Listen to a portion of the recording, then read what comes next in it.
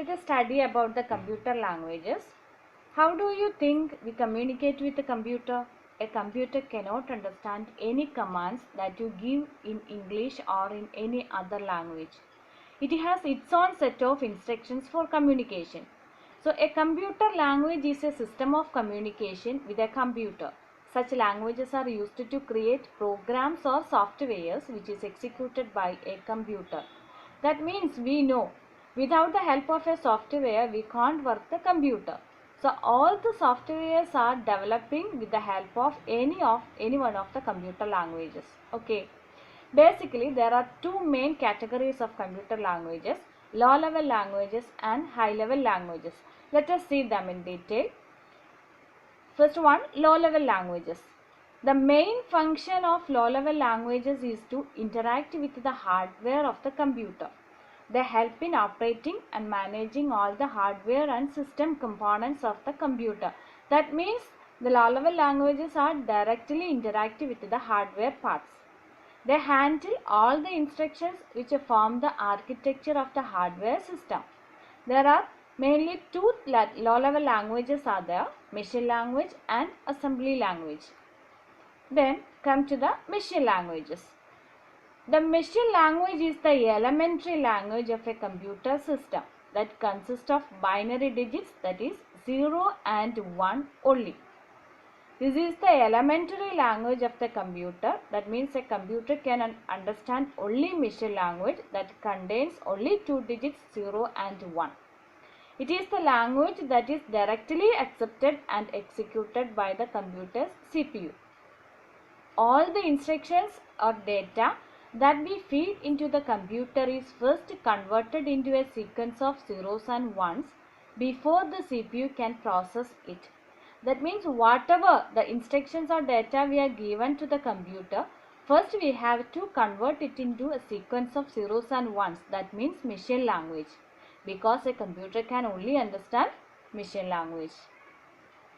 However, machine language is very hard for people to understand or write programs in, because it contains only zeros and ones. So, using that zeros and ones, developing a program or software is very hard.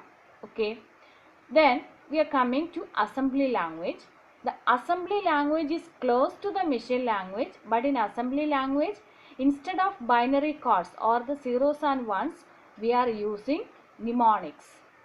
Mnemonics are like 2 or 3 letter abbreviations. For example, in the machine language, if the code for add or the addition operation is 0010, its equivalent in assembly language is ADD add.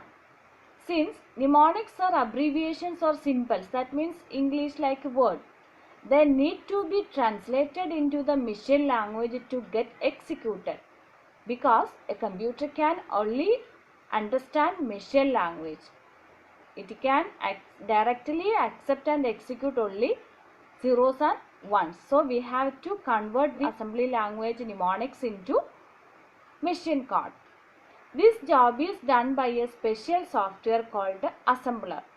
This conversion is possible only through a particular software known as assembler. That means an assembler is a software program used to convert an assembly language into machine language.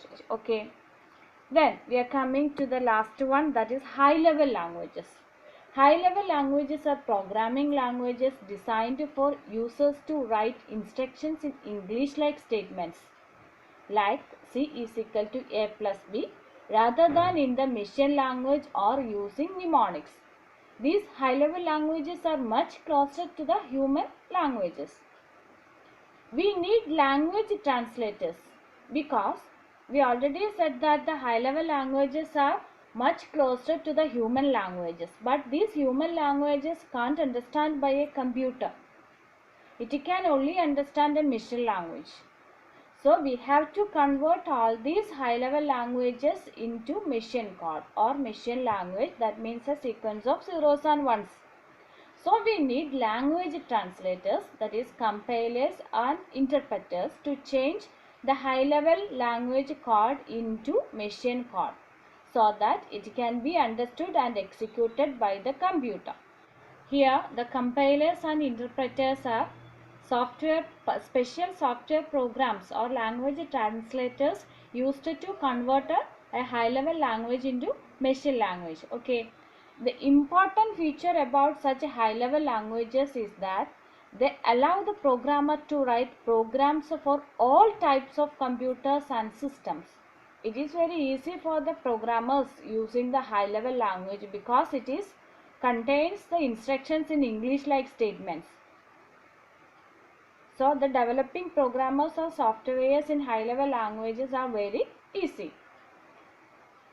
The examples of high level languages are Fortran, C++, Java, etc. So in this video we have studied about the computer languages. First, the main computer languages are the main category of the computer languages are low level languages and high level languages. Low level language is again divided into machine language and assembly language. We have seen that the machine language contains only zeros and ones or binary digits. It is the elementary language. This machine language is only understood by a computer. Okay, then assembly language is closely related to the machine language. It replaced the binary codes with the mnemonics. Mnemonics means are like 2 or 3 letter abbreviations. Okay, then the assembly language program should be converted into a machine language program using assembler. Okay, then here high level languages we think instructions in English like statements.